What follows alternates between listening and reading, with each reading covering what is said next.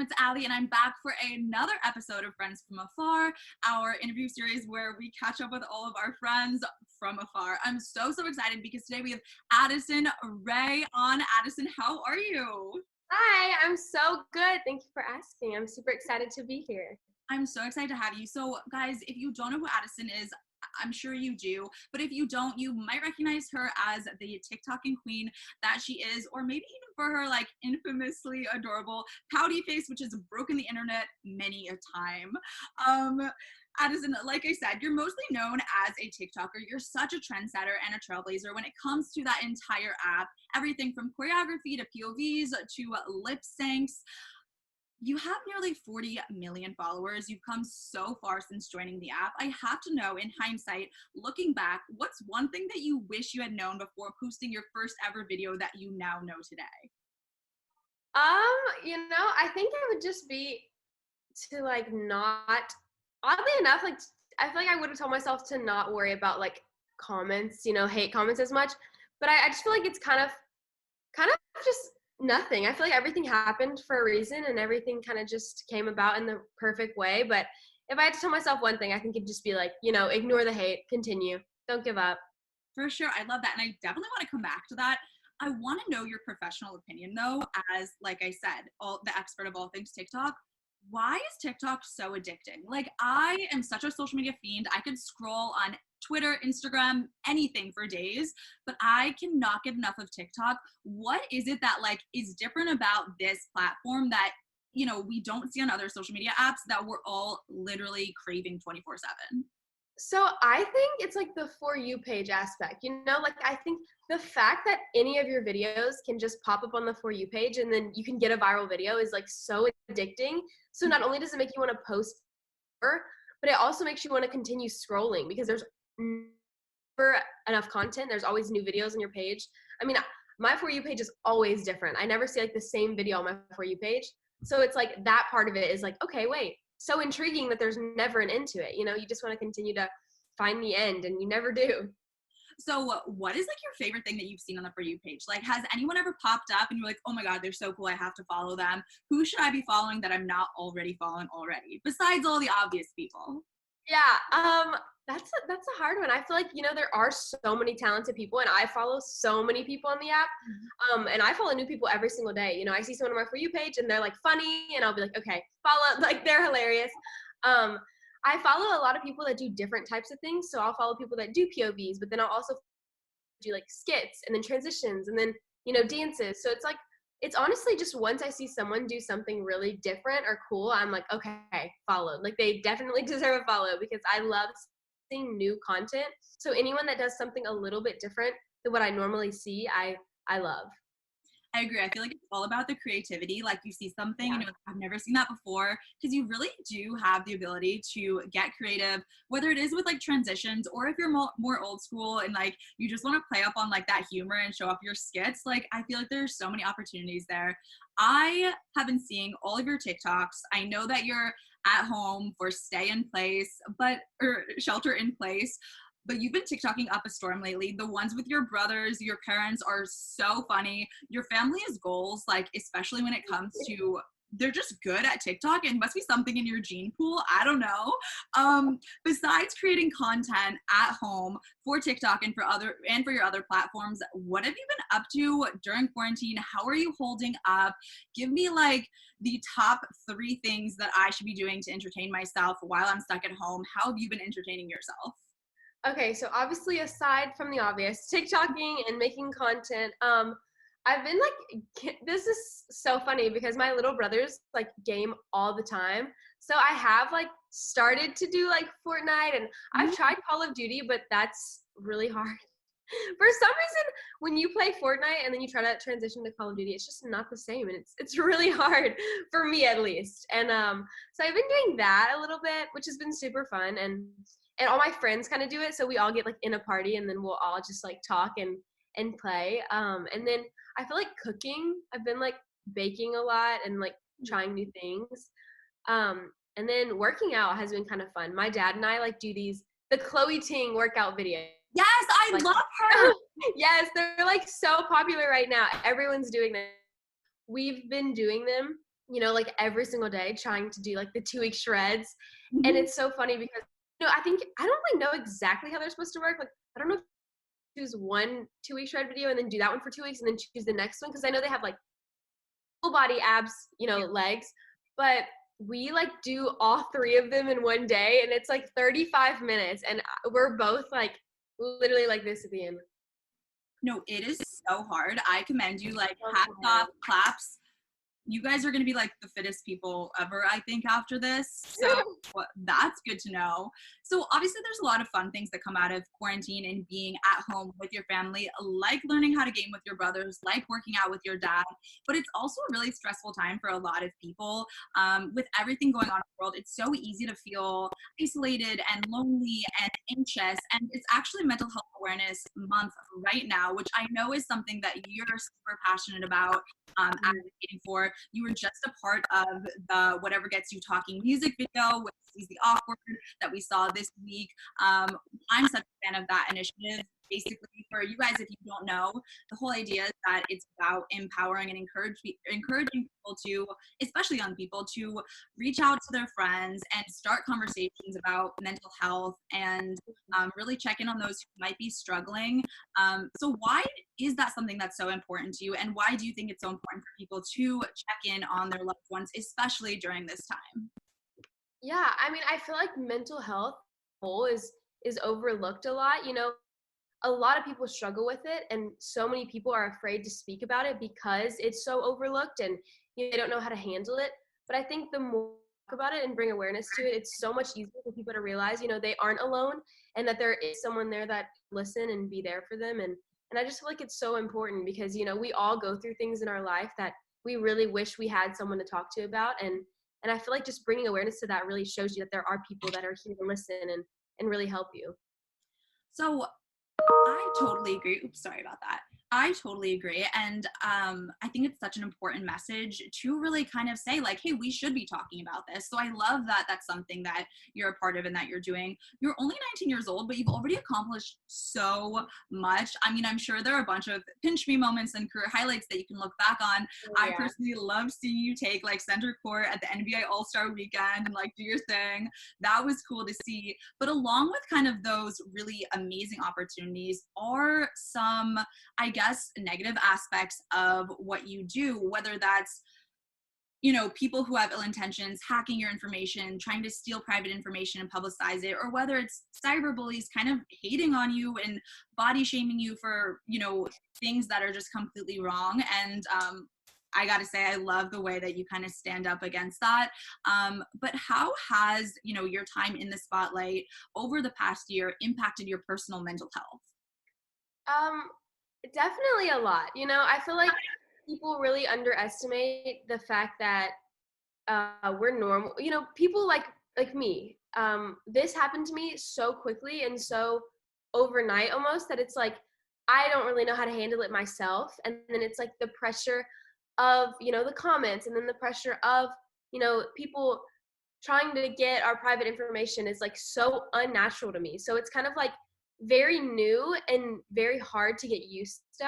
And it's like, people already have their insecurities by themselves. You wake up, you look at yourself every single day and you pick yourself apart and you find things that you don't like about yourself. And then when it's brought to the internet, it's like a whole new world of people that are wanting to point that same insecurity out and really highlight that. And it's like it really does affect me in a negative way. And I've definitely had my days where it's like I just want to cry about it and be like, I wish I could change these things, or I'm gonna start changing these things, or I'm gonna fix this. And it's just at the end of the day, it's so unfulfilling when you're trying to change something because someone else is telling you that it's not good enough.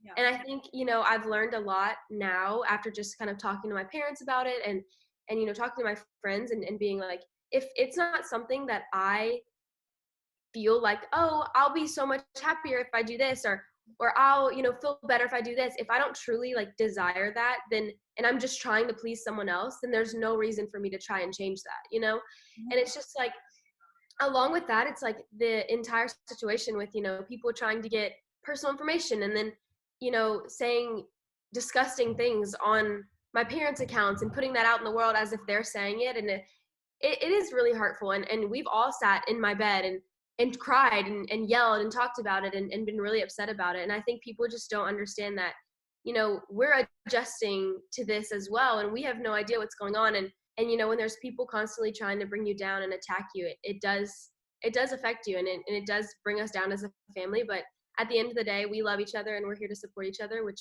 is why I think it's so important, to talk about it and to find someone that you can confide in and kind of just get through that with them. Yeah, well, I love that you have that support system. I think it's so important. And it's also so important to talk about these types of things. Like, a lot of people aren't in your position, so they don't know what it's like. So I love that. You mentioned a second ago that, this like success that you've seen almost feels like an overnight sensation. It came about so quickly. Obviously, that's not true. You've put so much hard work and time into what you do and where you are today. But with that, this time last year, you were a normal teenage girl living in Louisiana or whatever it may be like. And now you have so many people who look up to you. Is that notion of being a role model now for your followers something that can kind of be daunting or overwhelming at times? Yeah, I mean, this time last year, actually, I had just graduated high school. Oh, there's my little brother. Yeah, I just I'm I like, had, yes, Lucas. I had just graduated high school this time last year, so it's kind of crazy to see like what has changed in my life. Now I'm here in Los Angeles living, and just every day is such a new adventure that I still am not completely adjusted to it, but it's something that I'm still excited to be doing every day. And yeah, it's been so interesting. He is a ball of energy right now.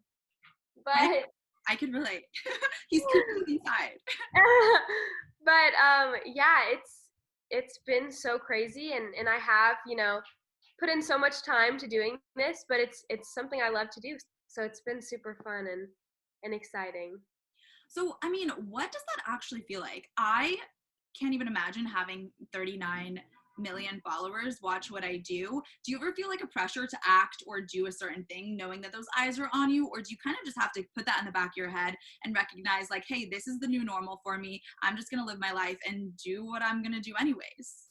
Yeah, that's pretty much exactly how I feel. I feel like, you know, there are tons of people looking and to see what I do, but at the end of the day, it's, this is content that makes me happy and things that I want to post. So as long as I'm feeling like it's authentic to me and I'm being myself, I feel like that's when I'm the happiest with what I post and how I, perceive myself, how people perceive me to be on the internet. So it's kind of just like, as long as I feel like everything's super authentic, it's like still, I still feel like I'm just, the girl who graduated and lives in Louisiana. I still feel the same way. And so it's very interesting for my family, I think, to realize like when people do stop us and they're like, "Hi, can we get a photo?" And I'm like, "Me? Like what? Why?" You know what I mean? Like it's just Yeah. it hasn't quite clicked yet for us, and we're still all like well, why?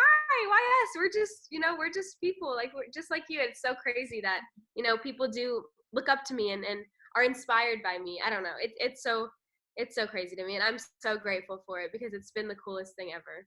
So speaking of people kind of recognizing you in public, do you have a favorite like fan experience or time that you met someone who really said something about that, like how you are inspiring people that kind of stuck with you?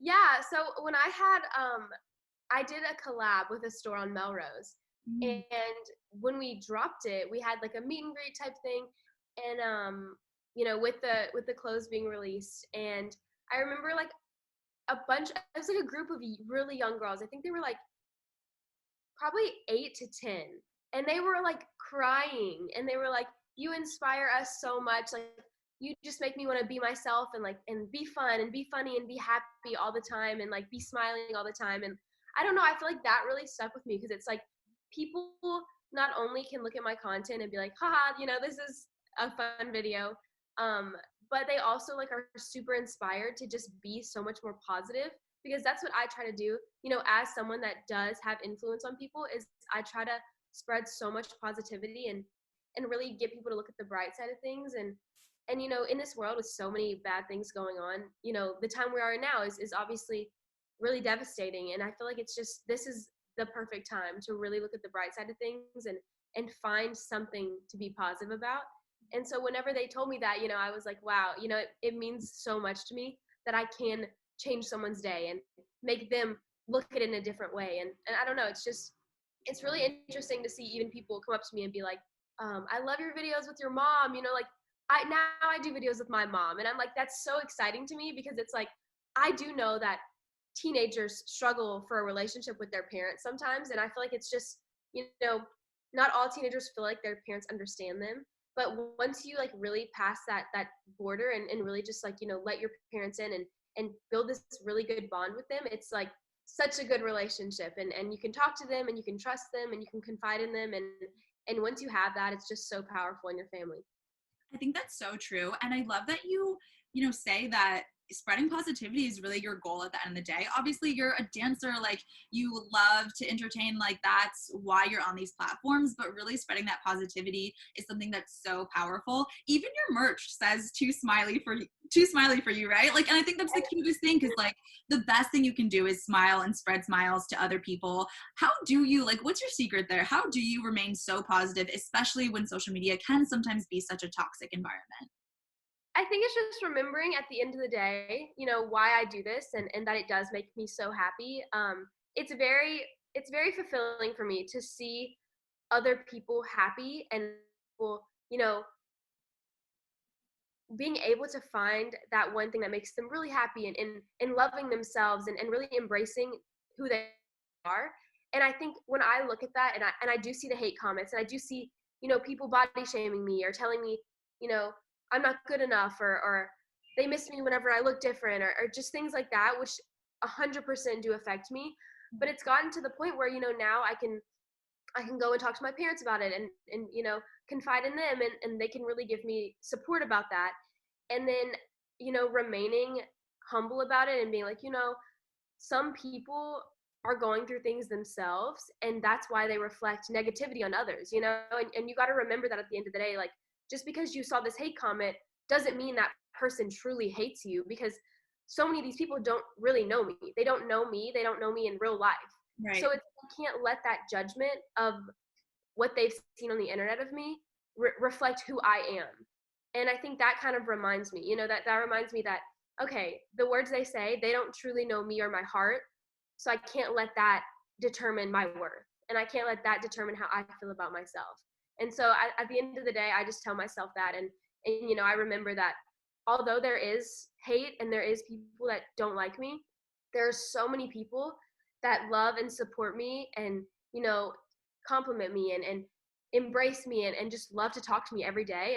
And I try to respond to all these people, and I go and, like their photos and the edits they make of me, because it makes me so happy that no matter what hate I do see, there are people that love me. And I think that's when you really find, your happiness, is when you just focus on that positive side of it, and just don't let those negative things get to you.